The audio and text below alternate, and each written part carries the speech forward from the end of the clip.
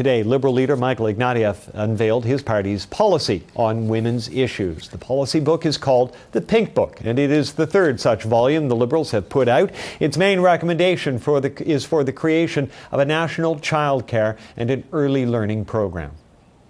It's been a process of policy development here that says something very simple, which is this is a party that's always understood the challenges faced by women. And sporting a pink rose and ready to talk about the Pink Book, I'm joined by Minna. She is the Liberal MP and chair of the National Liberal Women's Caucus. Minna, thank you for joining us. My pleasure. I want to start by just tell me what the Pink Book is meant to do fundamentally. Well, it's called an action plan for women, and so it's meant to do a number of things. It addresses women's economic security, looking at women are in and out of the labor force on a continuum because of raising children, because of looking after parents and so on, and they lose out on pensions, build up in income and so on. It's meant to bring back, obviously, the child care agreements, early education child care, which we've had before. It's meant to look at reviewing pensions in general in the long term and addressing and discussing pensions, including for those women who are not in the labor force, who are at home with children. It's meant to look at women in our society as a whole and to address the issues like violence against women and as well. So the book has three major areas, which deals with economic security for women, health and safety for women, and of course equality for women. So we're looking at and a lot of these issues are family issues and Canadian issues. They're not just women's issues. Well, yesterday, Michael Ignatieff talked about a national daycare program under a new Liberal government. We've heard that promise before from Liberal governments.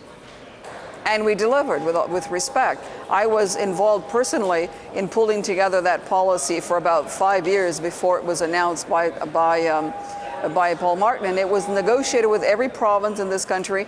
$5 billion was allocated. The money was already had gone out the door, and the signature was in Ontario. It was signed in May of 2005. For instance, I was there at the launch, and the money was in fact being used already by provinces. It was a great partnership, except that the current government with Stephen Harper was cancelled a year after that it was started by the current government. And we intend to reinstate that agreement and do better than that. Well, you're going to reinstate that agreement, so what would a new Liberal daycare program look like, and could we afford it given the current economic circumstances? Well, I think that we have to look at it as an investment. We cannot afford not to do it, is my view. First, it does two things.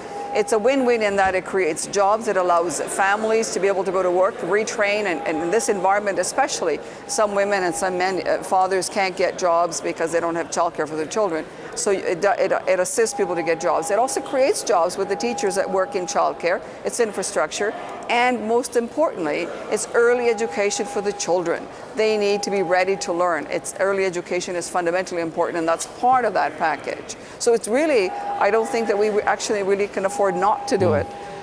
That child care is only one part of the equation for women in this country. The other is improving women's overall economic standing. How does your party plan to do that? Well, for starters, I think we need to look, as I said, at housing for women, giving stability to families. We need to look at education and training for women. We need to look at, as I said, assisting women who are in and out of the labor force, looking at how our economic structure affects them. We need to also look at government policy. A lot of government policy right now, if you look at our budgets and tax system, actually discriminates against women. Actually, they lose out tremendously, economically, big time in some of those policies. And again, we need to put the gender lens when we make policy in this country to make sure that that doesn't happen. That's just some ways, but there's many others. Once a Liberal government, if a Liberal government were to emerge in a future election, given the economic circumstances, how concerned are you that the issues relating to that women's issues specifically might be shunted aside while the government deals with the economic crisis? I don't think that they will be when we form. I prefer to say when, because as I said, women's issues really are family issues. They are economic issues. Because I'm talking, early education and childcare doesn't just help women, it helps all families, obviously, and it helps all families to have stability, to be able to access the workforce and to be able to access training and to be able to go to work. So that's one major area. Health and safety, again, it has to do with domestic violence against women, but also with respect to pension security. And pension is a huge issue right now, not just for women, as we've seen with the demonstration today, but it's an issue across this country, given the downturn of the economy and what's happened to our pension structures and how that's changed completely. So, and the employment system also needs to be addressed, because that also affects women in a very negative way. So that really, I think that as we address the economy in many different ways, what I'm saying, what our report says, we need to look at women in those contexts and make sure that they don't lose out. Well, listen, I want to thank you very much for sharing that with us today. Good talking to you. My pleasure. Thank you. Take care. Maria Minna is the MP for Beaches East York, and she is the chair of the National Liberal Women's Caucus.